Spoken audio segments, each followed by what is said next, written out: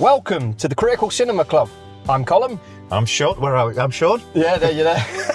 So we're not used to this. We're not used to this. We're in the car because we're actually filming this as we're on our way to Comic Con in Birmingham. And we thought we'd take this opportunity to talk about films that we've seen in 2024. So we're going to have a little bit of a 2024 catch-up. Yep, so I'll start, seeing as we're not driving too fast yet. I've got my little list here. Dune 2 is probably the first film I saw this year I'd not seen before. Went to the cinema to watch it because I feel like, and I was right in thinking so, it's a cinema experience, definitely. Absolutely. So it was, we talked about this before, didn't we, Colm, when we talked about the film where I remember sitting and watching it. There's a bit where he's, spoilers, he's riding the worm, as they say. And it was just all the music and everything, with Hans Zimmer and all that. And I thought, wow, this was worth coming dirty to watch it at the cinema, because it was just a really good experience. What, did you have a similar experience to that? I thought it was a great film. I enjoyed the first one, but the first one I find is a little bit more of a harder watch. Okay, yeah. I don't know if that's a fair assessment. It's a great film, but I feel that the second one just had that little bit more, I don't know, it was just really gripping. Yeah. It held my attention for a long film. It really did hold my attention. And do you know what I enjoyed while I was watching it? It's an older story, isn't it now? How was the novel? Is it from the 50s or something? I think so, yeah. But you can see how it's influenced other films and things along the way. So, you know about him being the one and stuff. I thought, oh, well, that's like The Matrix. So that was really cool to see. I could see the influence on other stories that we enjoy in the modern age. I mean, I did a video not long ago about the cinema experience and what happened to that, and I did mention in that video that Dune Part 2 was one of those films that you kind of had to go see in the film. It's a bit of an event film. Yeah, and definitely. At the same time, it's you have to see a film like that on the big screen to really get a whole grasp of the cinematography and how it's shot, the visuals. And the director, Denis Villeneuve, he's one of those directors that every time he's got something coming up, it grabs my attention, and I'm really looking forward to seeing what he has in store. And Dune 2 didn't let me down in that respect. No, I thoroughly enjoyed it, and I'm fully invested in this Dune story now. So I'd never watched the old one, and I didn't really know anything about the story. It's a hard watch. So the first one was like me trying to get to grips with what universe we were in and what the rules were and who was what. And you got a lot of world building to do. Yeah.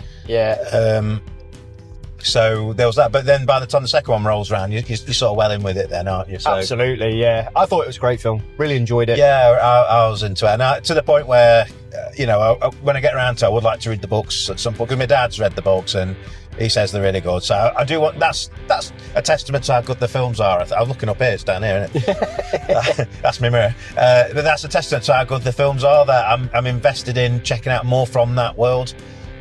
So yeah, there we go. We're on the road. We're having a nice little drive. Yeah, it's a lovely day in England. Yeah, always. It's pissing it down as always. Yeah, this is it. This is what you get. It's either blistering hot or horrible. Yeah, there's no sort of in between. You get a couple of days in between. In the end, you think, yeah, life's all right. There's no happy medium. No. So the next film I wanted to quickly discuss is the first film that me and my wife saw in cinema this year. It's a film called One Life with Anthony Hopkins, who plays It's based on a true story. He plays a fella who saved a lot of children from Czechoslovakia just at the outbreak of World War II. And he got all the children adopted into families in the UK. It was one of those ones where it really kind of pulls on your heartstrings a bit. And I really enjoyed it. I thought it was a great film. I thought it was really good. So. You can probably tell from my silence I haven't seen it. I don't know anything about it really, but I'll check it out if I can. Like I said, it's based on a true story, and this is, it's no spoilers here, because this is a well-known fact about the real event where I keep forgetting the name of the chap, the main character, Anthony Hopkins' character. It's played by two people, so it's Anthony Hopkins plays the older version and another actor plays the younger version. Should have done my research before recording this.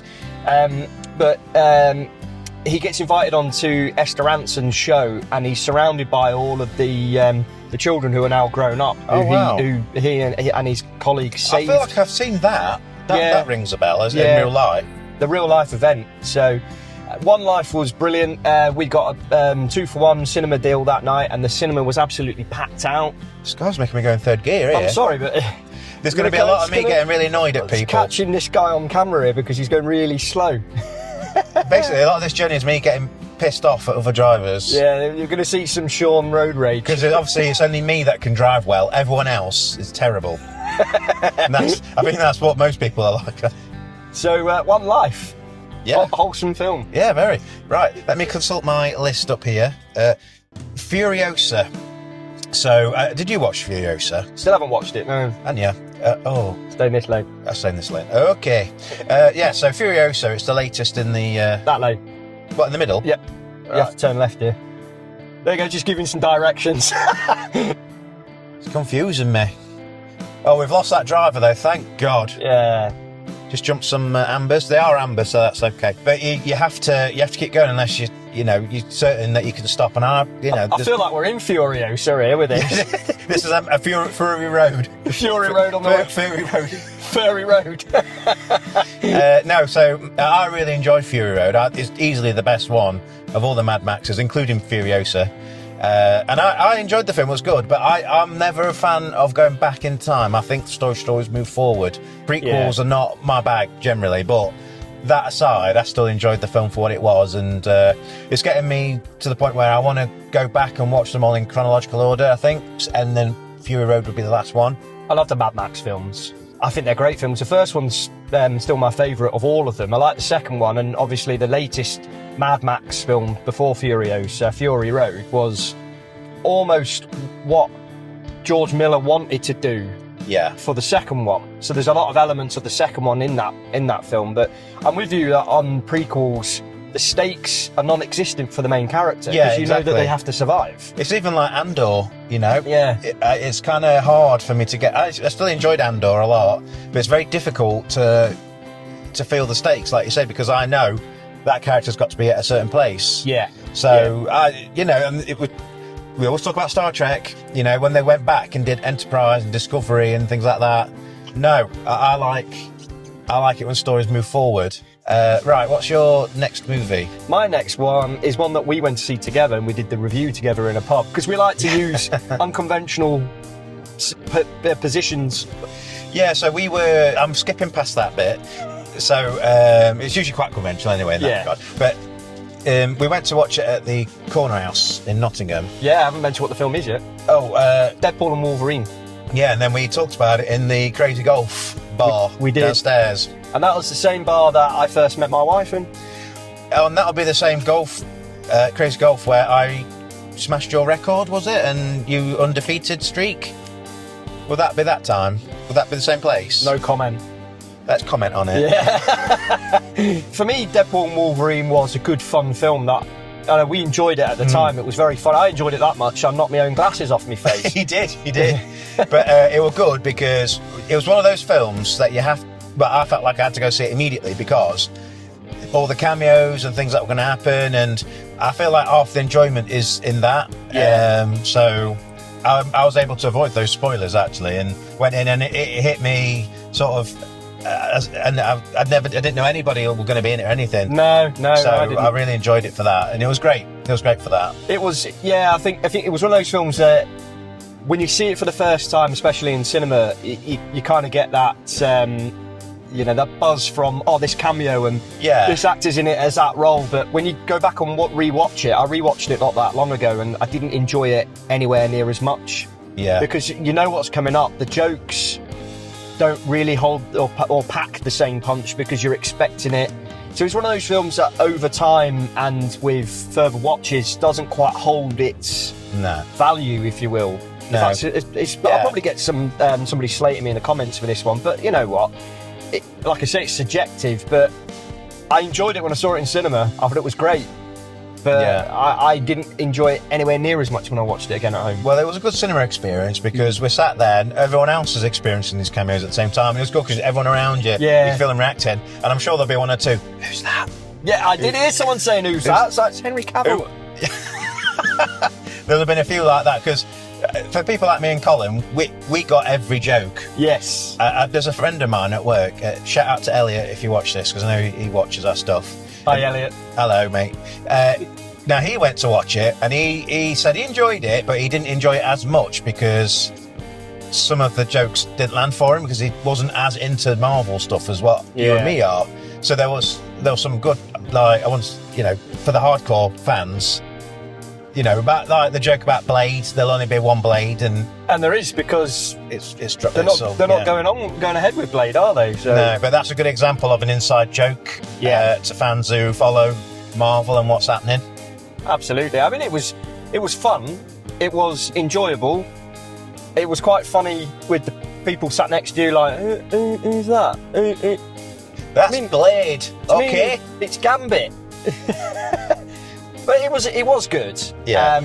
It was a highlight for Disney and Marvel for last year. It was a rare win in a sea of defeats over the last couple of years. It's been a crap couple of years. It really has, and I think it's down to the writing, and we'll touch on this in a future video. But the fact that no direction at all. The direction of these films is just completely lacking, and it's testament to Ryan Reynolds to want to produce a film and star in a film of his his own vision, or partly his own vision. Obviously, the director as well. I forget the name of the director. Yeah, but it was good, and it was a very successful R-rated movie, which you don't often see, which helps segue into another film that was Joker 2 R-rated.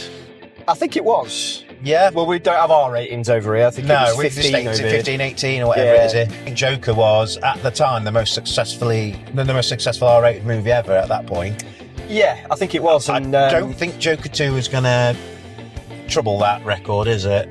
Joker 2 I've got a lot of issues with, and I know it's got its defenders. I've spoken to friends that really enjoyed Joker 2, and I obviously did my review of the film the day after I went to see it in cinema. I saw it the day after it was released, and I didn't speak too highly of it, other than it was a well shot film. It was a really good looking film, but in the grand scheme of things it was pointless and kind of undid everything that was good about the first one. Because Colin went to see it before I did, and it took me a few days to get around to watch it, and I kept seeing people say they watched it, there were bits that were okay, but the ending didn't land. I thought, what could have possibly happened? And I even saw people say it ruined the first film. I thought, how bad can this end? It was more out of morbid curiosity that I watched it. I thought, how bad can this ending be to ruin the first film? And it really is that bad. Absolutely. I wouldn't say it ruins the first film, because for people to say, I can't watch this first film because the second film's that bad, at the end of the day, the first film is still the first film. Yeah. It's still there to be enjoyed. I mean, I saw a really good thing online. If this is a spoiler now, if anyone who's not watched Joker 2. Watch Joker 2. Don't watch Joker 2. Let us spoil it. Well, obviously, whatever happens in the film happens. He gets killed at the end and whatnot. And I saw this comment online about how some guy interpreted it, and it helped make sense, and it helped him keep his enjoyment of the first film, which is, in his mind, at the end of the Joker movie, where he's been interviewed by that psychiatrist, and he starts laughing, and she's like, what are you laughing about? And he says, oh, you won't get it, and he starts laughing to himself. This commenter suggested that the entire second movie was just a joke in his head at that moment in time. That was the joke. That was the joke. Yeah, that's quite a good way of looking at it. It probably isn't that, but I like that because it makes me headcanon. Yeah, sometimes you do these mental gymnastics to get around these horrible things, and I'm gonna interpret it like that. It was just a joke in his head, and he didn't die, and the second film didn't happen. It was just a fantasy. The way I look at it is that the joke was on us for liking the first film. Here you go. Here's your second film. This is to all the lovers of the first film. Well, unironically, yeah, I do genuinely believe that is what they wanted to do. Well, if you look at the budget of the first film compared to the budget of the second film, the first film was it's considered a low budget film in today's standards. The second film had something like 3 times the budget. Really? And what did it do with it? And that's what they did with it. But like I said, it was a well shot film. It looked really good. There was some really good performances. There were, and it looked good and everything. And I would say probably 2/3 of the way in, I thought, it's not what I would have done with it, but it's not as bad as people are saying. And then it just nosedived. I wouldn't have done anything. I'd have just left it. The first film was a character study. It didn't need to be added on to. it feels more like an extended epilogue. And it didn't need to. The story was told; it was finished. Yeah. And then your head can take the story in whichever direction you interpret. Well, this is like it's split the fan base online, because you get some people online that say, "Look, this is the film they made. If you don't like it, you don't have to watch it." Blah blah blah. I'm of the opinion. Look, I've paid to watch the Joker from the Batman series become the Clown Prince of Crime and eventually fight Batman. That is who I've invested in. Yeah. If you don't want to make that character, don't call him Joker. Call him something else. I would have enjoyed the film more if he wasn't the Joker. If he was just Arthur Fleck who had a bad time. Yeah. I think I'd I'd been agree more with accepting. So to do this is a bit of a slap in the face, I think. I agree. I hope people can still hear us over this rain. Yeah, he's absolutely bouncing it down, so hopefully you can still hear us.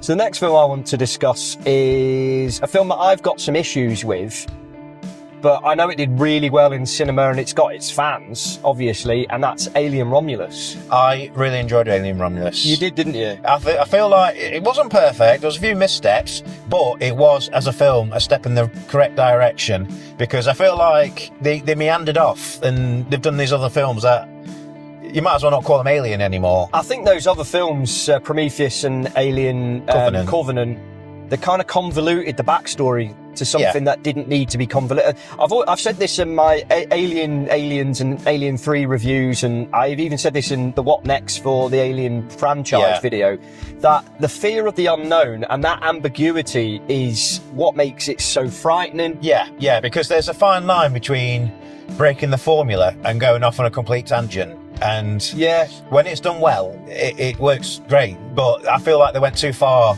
off course. They really did, I felt.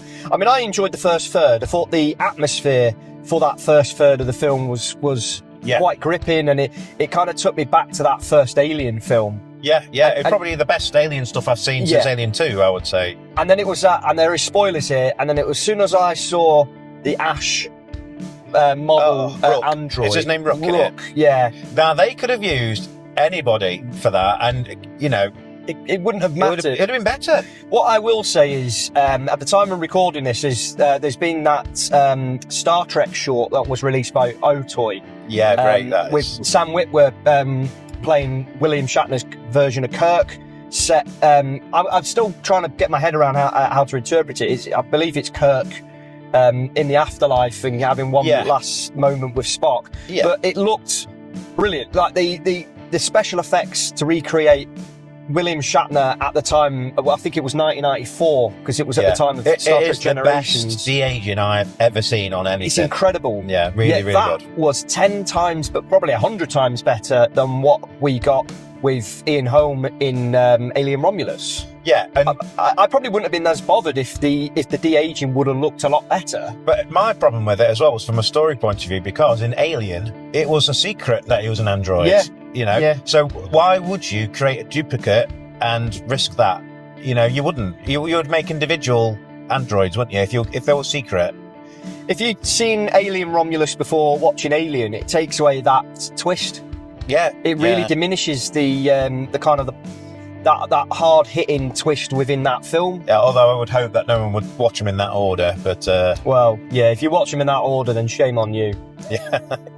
But no, it was all right, because this is going to segue again. I got another good segue. I watched Alien Romulus and The Crow on the same day. I went to cinema twice. I've not done that for years. And Alien Romulus was easily the better of the two by a country mile. Yeah, I haven't seen The Crow. I was going to go see it. I was going to wait for it to come out onto streaming. Again, going back to my whatever happened to the cinema experience, where why go to cinema, you can wait a couple of months, it's out on streaming. But I've been convinced by your reviews and other people's reviews not to watch it, so I'm not going to watch it. Yeah, it's another one where it's not as bad as people make out. People absolutely shit all over it. Yeah. And I would say, as a film, it's not the worst film I've ever seen. It's okay. But where they went wrong was calling the main characters Eric and Shelley. And then they asked people not to compare it to the first one. You can't have it both ways. If you don't want people to compare it, then call them Bob and Dave. Sally or something. Bob and Dave. Well, yeah. But that was my problem with it. If they'd have stood up on their own 2 feet with these two completely new characters, it would have been a lot better. But because you're being asked to compare it, but at the same time, don't compare it. That was already a red flag before I even went in. The other thing with it is that it's an adaptation of the comic book, but a lot of people probably hadn't have read that original graphic novel, and they're basing it on the fact that they have seen the 1994 Crow film with Brandon Lee. Well, let me tell you, right, because I've got the comic graphic novel, whatever you want to call it. It's got nothing in common except for at the beginning when the film opens up, there's a white horse caught in barbed wire. And that's a vision he keeps having in memory from the past. And I thought, well, that's great because that's straight out the graphic novel. But then that's the only thing, really. Yeah. Because in the graphic novel, he's a mechanic, and you have people like Top Dollar, T-Bird, and things who are in the first Crow film, and our characters in the graphic novel. You don't see anybody. So it's bollocks that they honestly, it's complete bollocks that they put it on that. Do you know what is bollocks? Well, This weather. it's bullshit. Look at this. That's all I got to say about the Crow, really. I think that's all I've got to say about films in 2024. I did watch a couple of films for the first time in 2024 that I hadn't seen before. A History of Violence, which was great, and Copland. I hadn't seen them before. These are films that... How can I be a co-runner of a film channel and not seen some of these films? Yeah, what was the better of those two? I don't think you could really compare them because they're very different films. Yeah. History of Violence... you knew the twist. If he didn't have that past, or he was the wrong person, what's the point? He repressed his Aragorn persona. Yeah. I thought the violence in it was quite hard hitting. It's David Cronenberg doing what David Cronenberg does best. But that's why it works well in the film, because some films are just violent for the sake of it. Yeah, but there was a reason for all the violence. He was that violent. He had to push that personality down. And I think with Copland, it's a drama. Really good drama. You have to give Sylvester Stallone his dues for playing that character really well. Because that's not a sort of role you would expect him to do normally. No. And he's proven time and time again that he can be a good actor. I mean, the first two Rocky films and Rocky Balboa are great, and in the first Creed film. They just really do demonstrate how good an actor he is. Yeah, because I read he took a financial hit to star in the film. He was being offered more just for the writing, for the script. But he wants to star in it. That's an artist who loves the art. Yeah. And you've got to give him his credit for that, haven't you? Obviously, when Sylvester Stallone does these out-and-out action films, sometimes they can be a complete dud and sometimes it could be just a lot of entertainment. But... no, fair play to him. I thought Copland, it's got a great cast in it as well, like Harvey Keitel, who's who, Robert De Niro. That kind of film, innit? Yeah, very, very good. And it was directed by James Marigold. Yes. What did I call it? Marigold. Marigold, yeah. James Mangold. Right. See, that to me is his name, so I didn't understand what you were laughing about then.